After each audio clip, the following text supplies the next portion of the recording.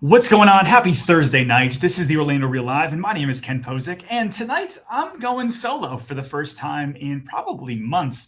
I usually have some guests hanging out with me, agents from the team. And today I just thought I would just kind of compress this a little bit and talk about something that I'm really passionate about, which is the growth going on here in Orlando and something I'm really excited to dive into. But before we get into that, Pedro knows the drill already. He's already checking in, saying where he's from. And so he's checking in from Tavares, Florida. And keep doing that, because what I do is I look at these lives and the content that we put on our channel, the content that we put over on Instagram, and say, okay, what can we do to provide more value for our audience? And the one way we find out is you telling us down below where you're from, and then engaging on these lives and asking questions. Let me know what's most important to you, and kind of like where are you coming from. And so that's what we do to plan our content in the future. So we appreciate you hanging out. Jay Johnson hanging out from Winter Garden, Florida. We got people checking in from all over the country and really all over the world. Sometimes we get people from Sweden, California. I've had people checking in from just all over, which is really cool. Dawn from Rhode Island saying hi. Stephanie's coming in from South Carolina. What's going on? Trying to have fun from Moss Park, Lake Nona area. Good to see you. Walter checking in from upstate New York. We've got Quentin coming soon to Claremont. Congratulations. Moving from Kissimmee to Claremont. That's super cool to hear. What's going on? Shay from Washington. We've got some people from Alabama. And yeah, just keep checking in down below. It makes it a lot of fun to kind of interact, let people know. It's been amazing. I've been doing these lives for maybe 3 years now. And when we first started doing them, almost everybody was from out of the area. And now that's kind of changed, where it's maybe more 50-50 on Orlandonians, people living local, and then also people checking in. So go ahead and make sure you give the thumbs up for me. It means a lot. And comment down below where you're watching at. What's up, Sean? Hopefully you're in town. I know you're back in that area, but I hope you're running this weekend, because I'm going to pick up my bib. It's the springtime run later this weekend. Super excited. Keith checking in from Texas. Jonathan from Laureate Park, Lake Nona. What's going on? And let's keep going on here. So the first thing, and really the biggest thing I want to talk about tonight, is this idea that the county of Orange County here in Orlando, Orange County is right in the middle or Orlando is right in the middle of Orange County. They're coming up with what they call their Vision 2020. And this is kind of what it looks like. It's actually one of the more fascinating things to me. Let's go right over here, and we are going to share. Boop, right there. Awesome. So they put together this massive study of what does Orlando need? Where do we need to improve? Because what they feel is going to happen is that over the next basically 20 to 26 years, that we're going to see our population balloon to over 2 million people just in Orange County, Florida. And so when I talk about Orlando, I talk about really the 5-county area being like Orange County, Osceola, Lake County, Seminole County, and then, maybe you start pushing into Volusia, but not a ton. But really Orange County is where the great majority of people live. And then everywhere else is kind of getting built out to that. So if they're looking at 2 million people over in Orange County, that means there's probably going to be 3.5 million people in Orange County, Orlando Metro over the next 20 years.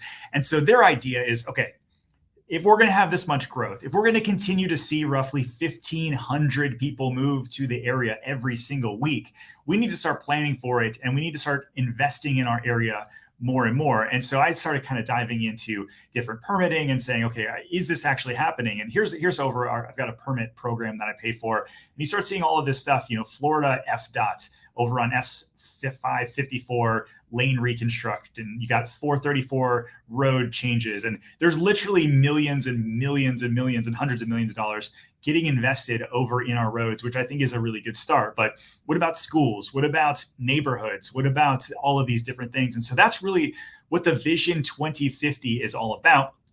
And so I thought today it'd be kind of fun to not only answer your questions, and so make sure you drop those down below, but to go through theirs and see, like, what do they see? What do our people that are actually our elected officials, what do they believe is important to people like you and I? And it'll give us kind of an idea of where we're going to head. Now, we know that we're a tourism and hospitality driven area. And so that's going to be kind of who we are. But then beyond that, how do we continue to take advantage of these people that are moving to the area? And who are these people moving to the area? It's many of you guys. I was looking at jobs that we have opening here, and we've got Spirit Airlines just announced they're based out of Miramar. They're actually looking to hire 4,000 people in Florida or throughout here. And a lot of that is coming through Orlando. If you guys didn't know, they were actually trying to partner and buy out JetBlue. And that actually didn't go through. I guess it was blocked by the Department of Justice. But they're looking to kind of take advantage of the boom that we're seeing in regards to just travel and the insane amount of people that are moving here, traveling here. We're seeing records of all of those kind of things. And so, yeah, I think it's kind of an interesting thing. When I look at the city of what they're looking to do, let's kind of dive into it together.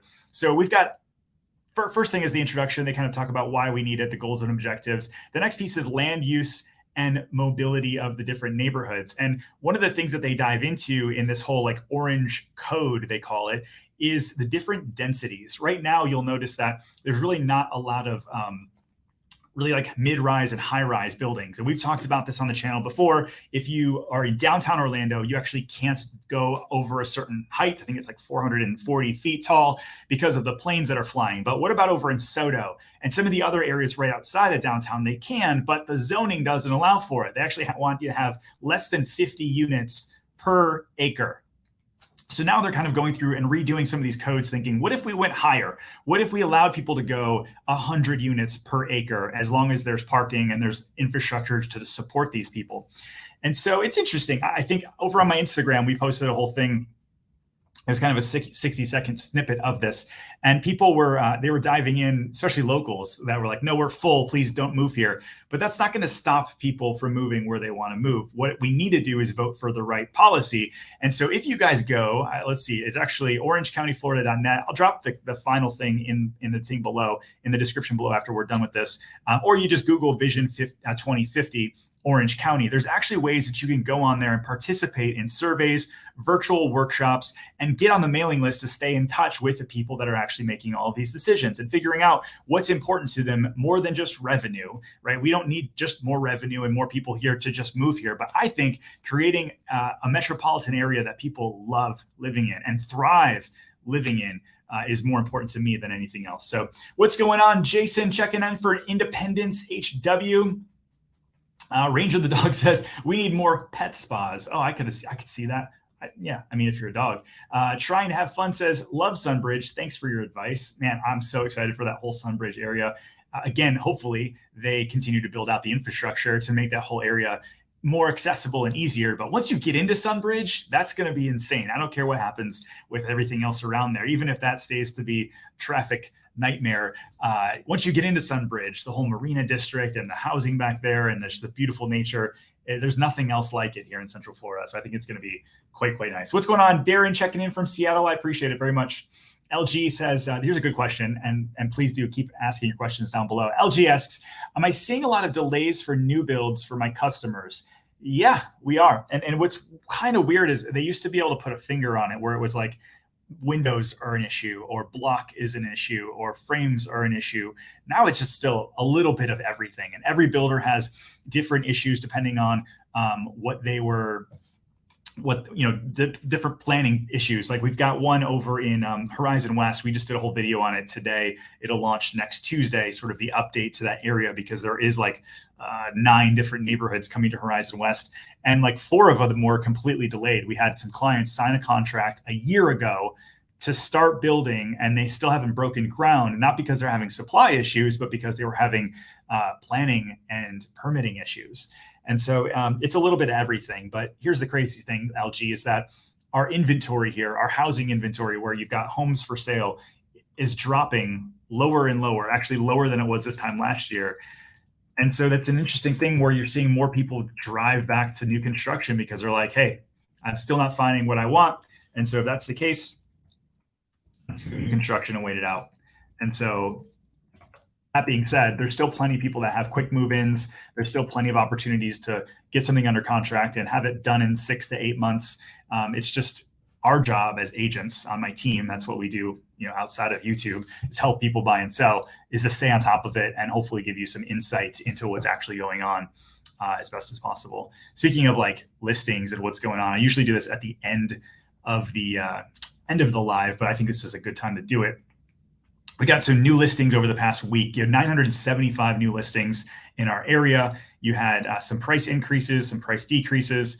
And then you look at pendings. This is the number that I really most pay attention to, is how many homes are actually going under contract. Because if you pay attention to that, you're going to get an insight into, is the market heating up or slowing down? Now, the overall interest rates over the past week dropped to where now you're just right under or right at or right under 6%.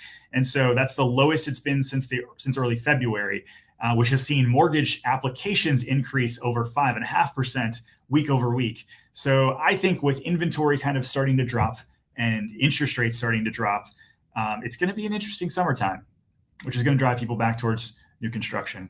What's going on, Jan from Virginia? I appreciate you very much. What's up, my friend David? Good to see you. Oakland, Florida, he says, by the way. Jonathan says, I'm gonna check it out. Thanks for bringing it up. I'm just as enamored with Orlando as its growth. Yeah, you should definitely check out the 2050 thing. I think it's a big deal. And if you're going to complain about the growth and what's going on here, but you don't do anything about it and you don't let your voice be heard, well, then I feel like people just need to not complain, because you have an opportunity right now while they start figuring out where do we want to go to make your voice heard. So let's go back over to the document. I think, again, fascinating kind of stuff, but I'm a huge nerd, so there's that. So land use and mobility, we just talked about that, changing some of the density. Housing and community services, this is a big one for them, just sort of like, what do we actually offer to our local communities instead of them just being suburbs and sprawling development without actual community. We're talking about like libraries and rec centers and YMCAs and all these other kind of things that would actually make it a safe and great community to develop with schools and all that kind of stuff. They're thinking about that, and I think thinking that through really well. The next thing is obviously tourism, and then they also lumped in arts and culture. So I think this is great. Obviously, this is who we are. And there's like a 4-page document of just not only who we are as a tourism district, but who we are in the culture of Orlando and Orange County. And then it kind of keeps going down. Economic and technology innovation, natural resources. This is one that's, I think, really important to so many, is how do we protect the absolute gorgeous nature that we have here in Florida? And that's one thing that people say. They think, oh, it's going to be massive development. And with that means that we're not going to have anything beautiful anymore, that all these trees are going to be knocked down and lakes are going to be filled in or something like that. But they know the importance of conservation. And yes, revenue gets driven by taxes and on and on and on. But I think that one of the reasons why people move to Florida is its natural beauty. And so protecting that, I think, is also rather important. It goes to recreation, open spaces, transportation, public schools, and then how do we implement this? And they actually break it down into 4 different areas around Orlando of like, where are our growth areas? And they see basically a few different things. They see the east coast of Orange County, which is like Bithlo and Wedgefield and all these other places that are kind of more very rural. That's kind of like the opportunity map for Orange County. And then you've got the I-4 corridor. That's another one. You've got the I-Drive kind of area, and then the Lake Nona area. So those are their 4 growth areas they feel like they need to invest in, more so for infrastructure and all the stuff that I just talked about. So what did I not talk about? What is something that's important to you that you would like to see in Orlando, being somebody that lives here? That's kind of what I would love to see. Sean says, I just checked out the Sinopolis movie theater over in Horizon West. I'm typically a Disney Springs AMC guy, but I was impressed with the Sinopolis. Great food, clean and friendly employees. I agree. We love that place. We've been to Disney Springs, the AMC, a million times. And once they built that Sinopolis, we started going there almost exclusively because it's just not as busy, easy in, easy out. It's a great spot. LG says that going back to his new construction, they said that the delay is due to labor shortages. Yeah, I agree. This is something we see all the time. That's why many of you that are relocating with us from out of state, I'm always encouraging people, if you're handy, if you're coming because you're in the trades, electrician, plumber, roofer, framer, whatever you are, painter, flooring person, like there's jobs aplenty here, because with all of these people moving here, we've got houses to build. But then not only that, but it's really tough to find people that have what we call like old work, where people are like coming in to remodel houses and or make some of these older, these 20-year-old houses that need kind of everything, which we've got a lot of. You can definitely make a mint. Charlotte says, hey, question. I'm a U.S. citizen. I'm moving to the States for the first time. I don't have credit just yet. Can I rent an apartment without credit? It depends. So if you have any sort of extra credit, or you can typically pay cash for a year. Those are different options. There's ways to establish credits if you get a prepaid card that you can start doing now. But I would definitely get a social security number and kind of start establishing yourself as quickly as possible. They always say, the old adage is that bad credit is actually better than no credit. And so unless you can afford to pay cash and or get some sort of outside proof that you are worthy of a job and being able to pay something back, you're going to have a tougher time. Way to Drew says, are there any updates with the Rose Arts District? I'm from Rosemont and I'm excited about this progression. I'm excited that you're excited because I think that's going to be really remarkable for the area. I drove through there because I was over in the packing district and I wanted to check on this, and there's really been no permit approvals. So I know that there was residents that were pushing back on the growth. And so they were having to go back to the table to kind of figure out traffic and zoning for that area. But it appears that the developer is still very excited to move forward. It's just getting it done is going to be the big one.